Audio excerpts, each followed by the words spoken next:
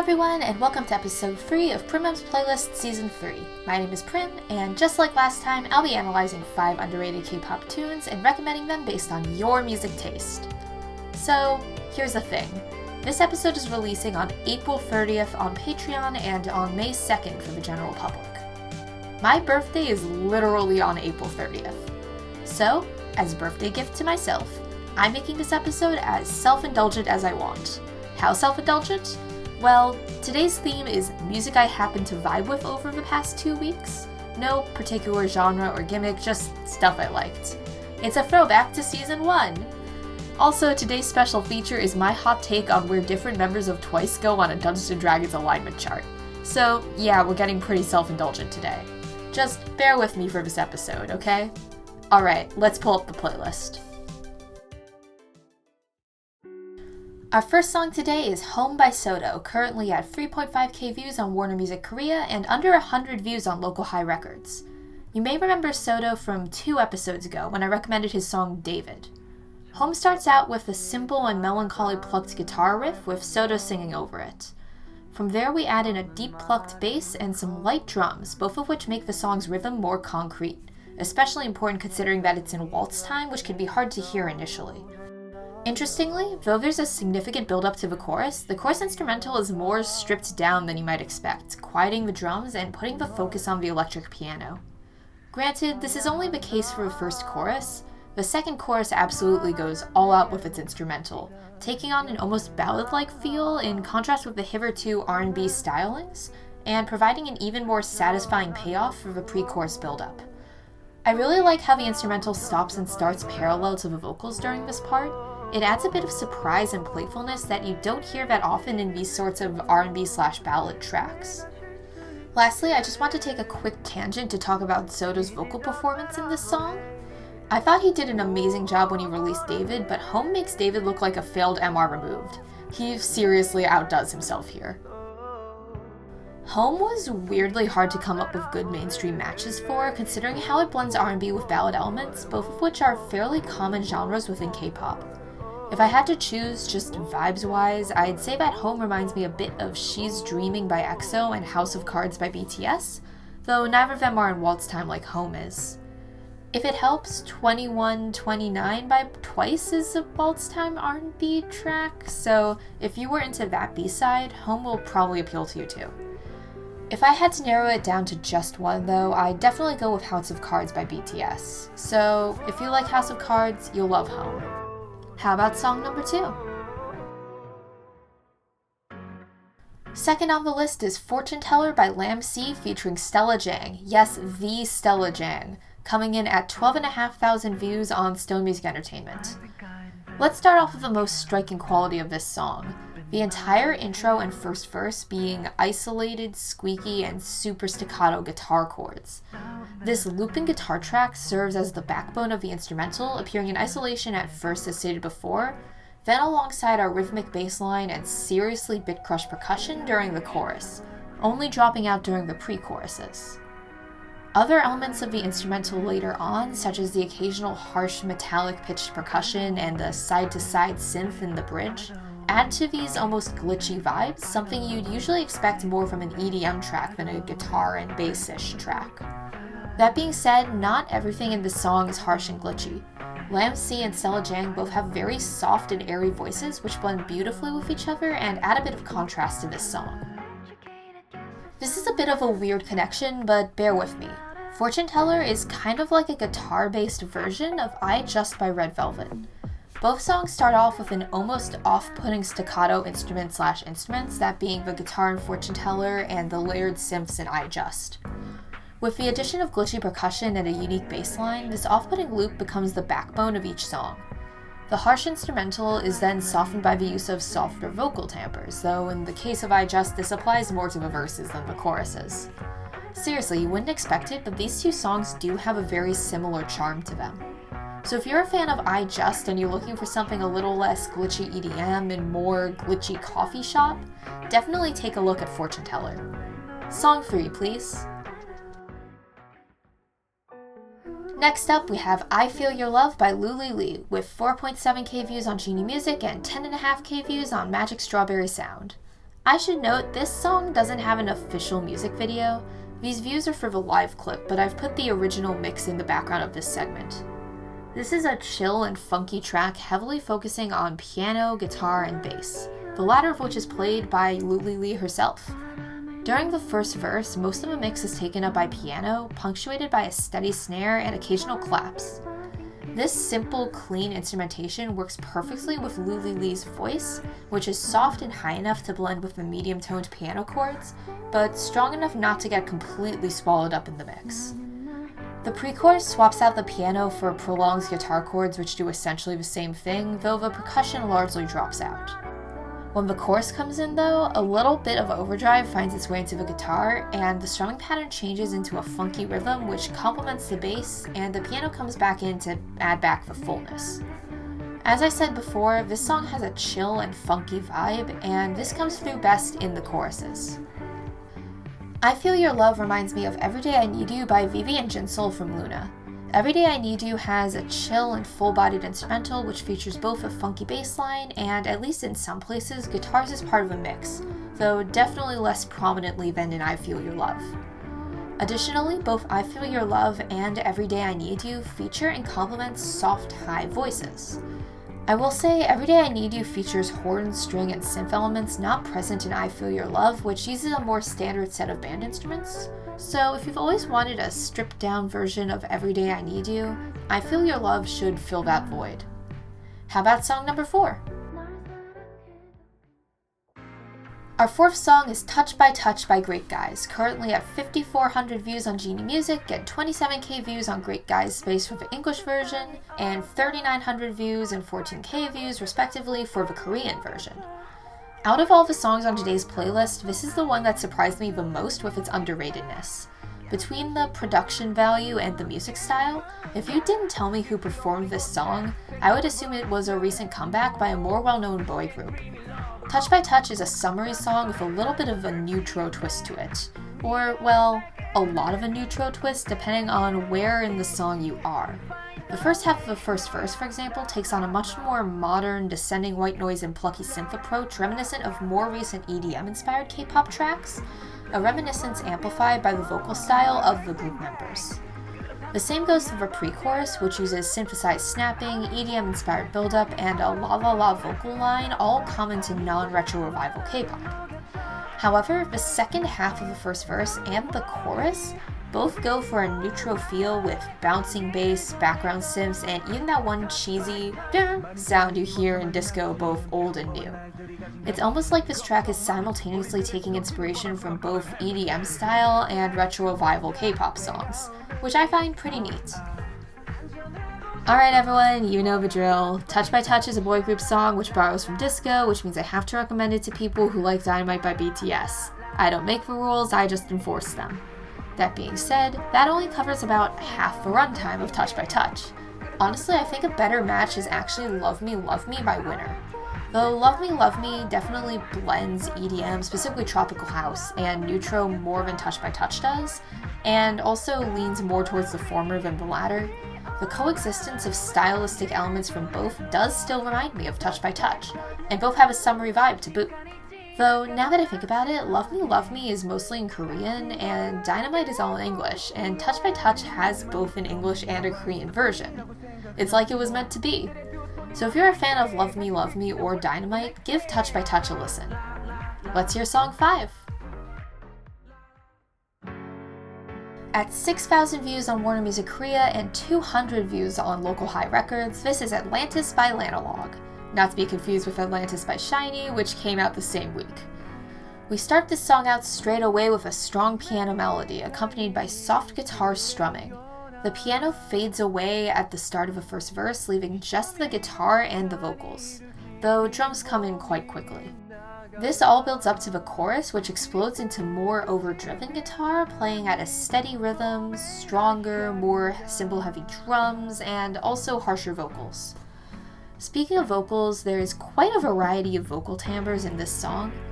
From Tatsuo's higher voice during the first section, to Ryun's harsh, almost sneering voice, which comes in second, to Kyunue's much deeper voice during the second verse, there's always something new in the vocal line. I'm getting ahead of myself though. The song actually kind of has an instrumental chorus, at least for its first half, alternating a couple measures of guitar solo with a couple measures of singing mirroring the aforementioned guitar melody. That being said, I think my favorite part of this song is the true guitar solo. I'm a sucker for instrumentals, in case you haven't noticed from literally every episode of this podcast, so I always love a good instrumental break, especially when it shows off an instrumentalist's skills. Between the piano opener, the mix of vocal timbres, especially harsher ones, and the general rock genre, I have to recommend Atlantis to anyone who likes Sorry by The Rose. Granted, Sorry is a lot more soft rock than Atlantis, using a lot less overdrive, but I do think it's a good match. If you like Sorry by The Rose, and especially if you're looking for something with a bit more grit to it, actually maybe even something along the lines of Congratulations or Zombie by Day 6, I'd recommend Atlantis. Last but not least, let's hear our sore thumb song. Our sore thumb song today is Weird by Gowoon, currently at 3,100 views on Ogom Entertainment. Since today's theme is stuff I vibe with, the sore thumb song kinda had to be something I didn't vibe with. Or rather, something that I wish I vibed with, but kinda just can't. Let's start with the stuff I like. This song is another neutro track, in this case taking some synth pop / synthwave inspiration. We've got a pulsating bass synth playing at a steady rhythm, higher toned sparkly accent synths, and electronic snares. Plus, there's some seriously nice deep percussion leading into the chorus. It actually has an unexpectedly dark tone to it, especially compared to the music video.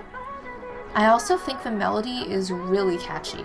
Even if I don't personally vibe with the song, it's definitely going to be stuck in my head for a while. Really, my main problem with this song is the mixing. It sounds more like a live clip or performance than the actual original song. Something about the vocals just aren't quite right, sitting on top of the instrumental like a karaoke cover instead of meshing with the instrumental. That being said, not everyone cares about this. I'm just a nerd for this kind of stuff, so bad mixing is a bit of a pet peeve of mine. Weird reminds me a bit of Untouchable by Everglow, as they both have that pulsating synthwave bass and dark tone to them, plus they have a similar tempo. The same goes for Uneasy by 2 PM for the same reasons. Oh My Mistake by April also fits, though not quite as well. It's a little bit too sparkly, but it has some similar inspirations. So if you like any of these songs, especially Untouchable and Uneasy, and subpar mixing doesn't bother you as much as it bothers me, Weird would be a great addition to your playlist. Now that we've heard the whole playlist, let's move on to today's special feature, assigning Dungeons & Dragons alignments to the members of TWICE. Continuing today's theme of It's My Birthday, Just Let Me Have This, I'm going to be combining two of my biggest interests right now, Kpop and Dungeons & Dragons. Trust me, I'm going easy on y'all today. I could have chosen something way more self-indulgent. If you're familiar with D&D or TTRPGs in general, you know about the alignment chart. 9 squares in a grid, lawful to chaotic on one side, good to evil on the other, neutral in the middle of each. And since the grid has 9 squares and TWICE has 9 members, well, that's just a matchup waiting to happen. Before we get started, I want to make it clear that I'm not attempting to judge the actual character of any of the members of TWICE, especially on the good/evil axis. It's not like I actually know them. I'm basing these off of viral clips and memes as parasocial as all heck. Plus, I'm not allowing repeat assignments because otherwise literally everyone would be chaotic good, so some of this is going to be process of elimination anyway. This entire thing is based on memes, unhelpful guides, and general vibes. That being said, let's jump in. Alright, going in TWICE song order, let's start off with Nyan. Looking through more unhelpful guide videos than I'd like to admit, there are 2 themes that tend to come up. First, Nyan has on multiple occasions kept one of her groupmates from falling off stage, and also supported her groupmates in many other ways. Though obviously all TWICE members support each other, Nyan at least does it enough that fans feel the need to explicitly draw attention to it. Second, Nyan has a ton of self-confidence and self-love, and is not shy about expressing it.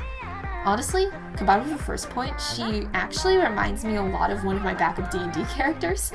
I'm not going to go too in-depth about her character, backstory, etc., but safe to say she's chaotic good. That being said, I'm actually going to assign Nyan to neutral good. there are other members of TWICE who are much more chaotic.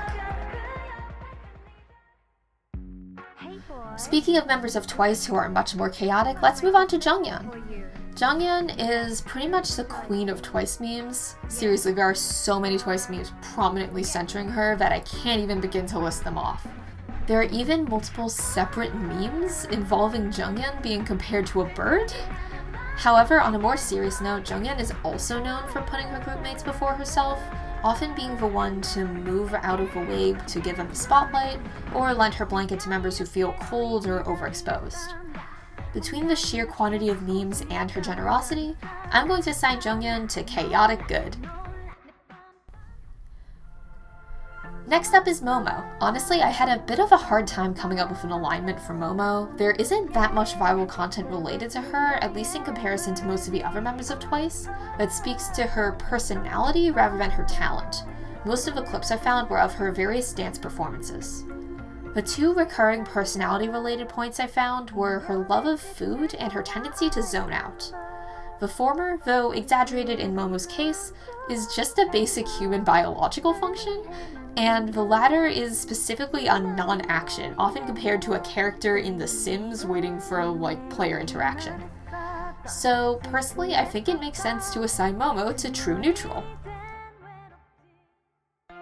Up next, we've got Sana. Though there are several running jokes involving Sana, the most prominent is her habit of flirting with her groupmates.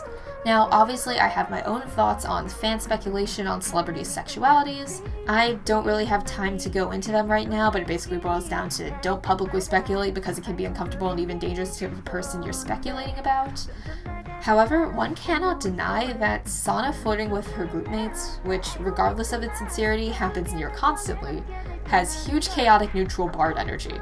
So I'll assign Sana to chaotic neutral. Alright, let's move on to Jihyo, the group's leader. And, as many viral clips involving her suggest, she is very good at this role. What stood out to me most in the videos I watched was Jihyo's ability to quickly quiet down a rowdy crowd at TWICE's concerts. In some clips, the whole crowd would go silent within a couple seconds of her shushing them. To me, this gives off generally intimidating vibes, like the crowd is scared of what Jihyo will do to them if they don't shut up. I feel like the best remaining alignment for an intimidating and effective leader like Jihyo is lawful neutral.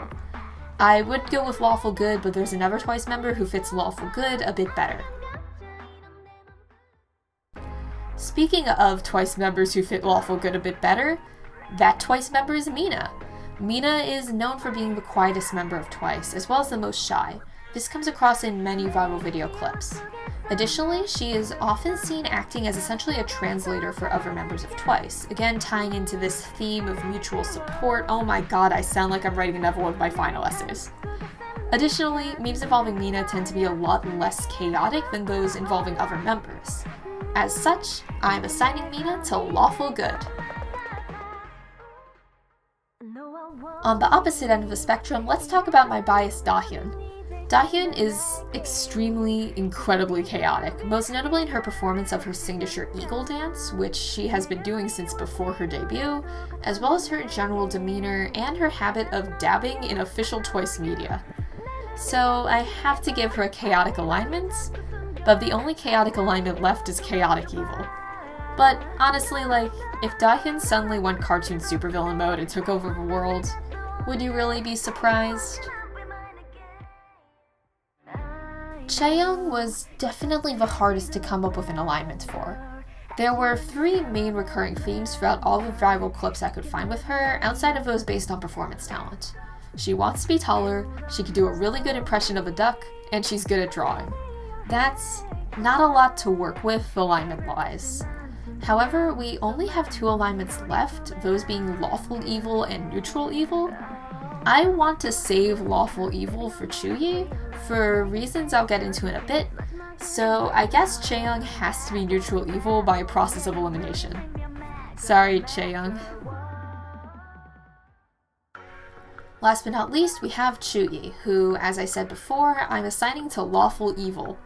Many viral clips of Chu Yi revolve around her being brutally honest with her groupmates, show hosts, etc.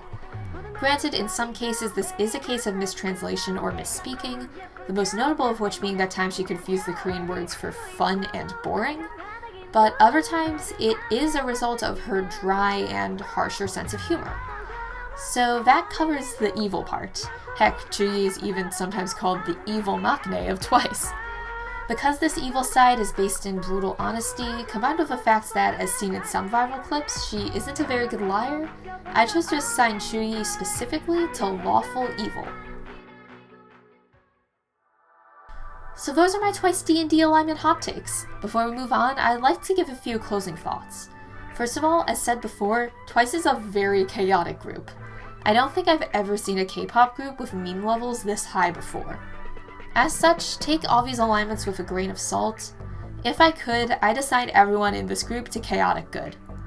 Second, probably because of these high meme levels, TWICE has a seriously active and engaged fan base, and this segment would not be possible without the sea of unhelpful guide and compilation videos TWICE fans have made in the past. Honestly, I think this really speaks to the importance of letting celebrities and idols express their unique personalities, especially in the online age. The era of thinking of celebrities and idols simply as musicians is over, and feeling a personal, if parasocial, connection to these creators is more important than ever.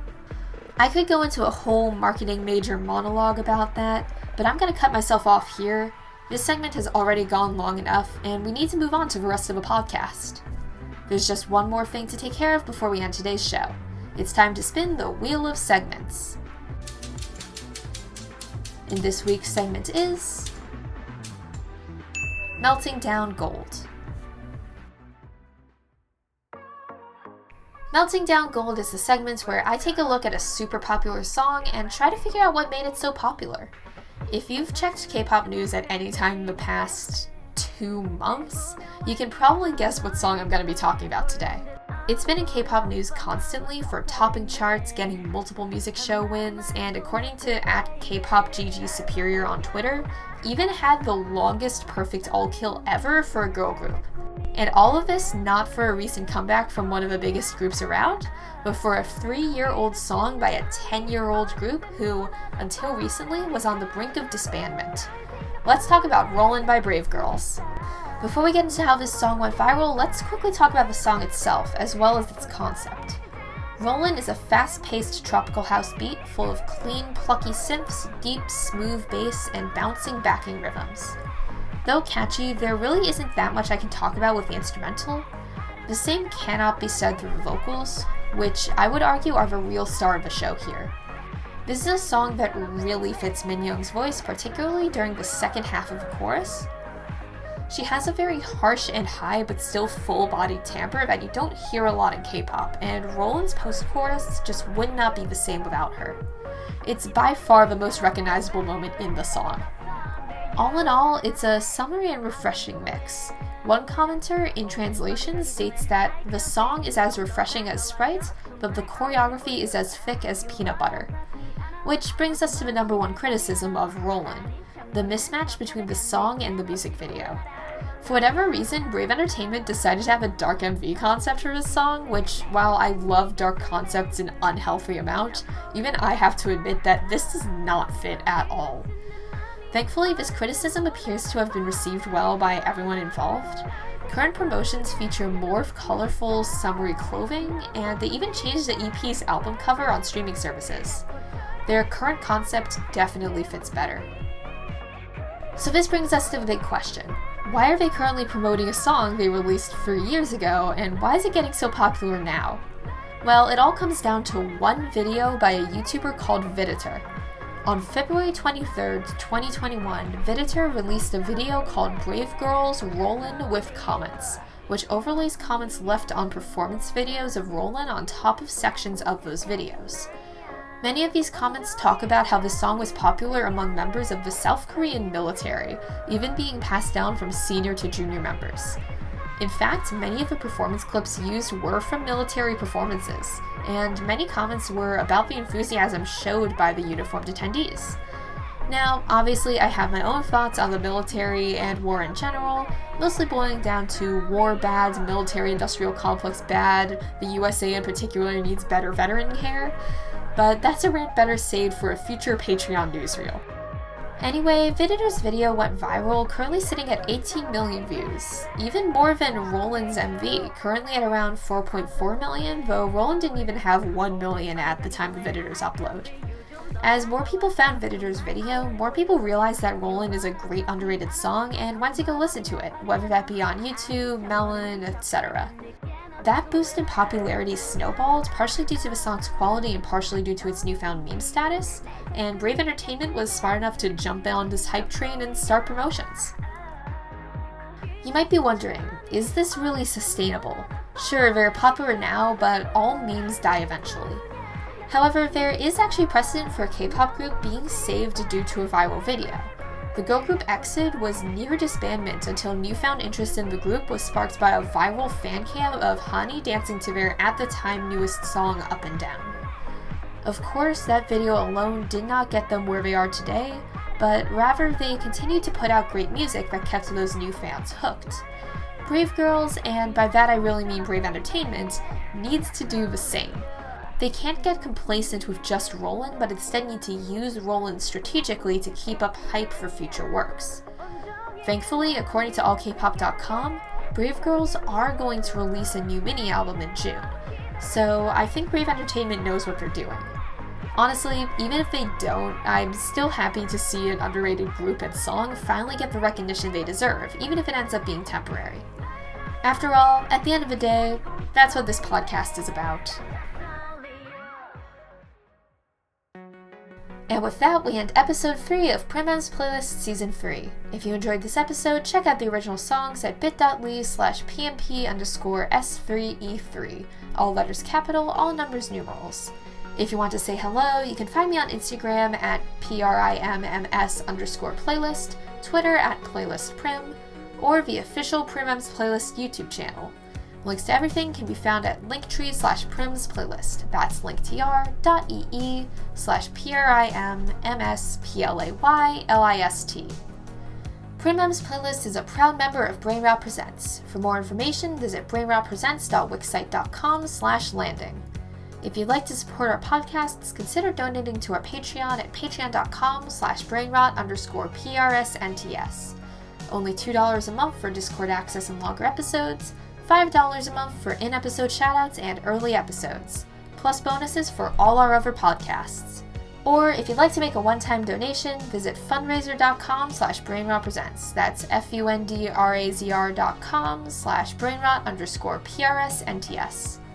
Shout out to our $5 plus tier Patreon supporters Adrian Frisbee, Saffron, Embry Silvers, Jupiter McIntyre, Prozac Haven, Delanne Bouchamp, Connor Fox, Jan Aloni, and Sean Locke. You make this podcast possible. Thanks for jamming with me today.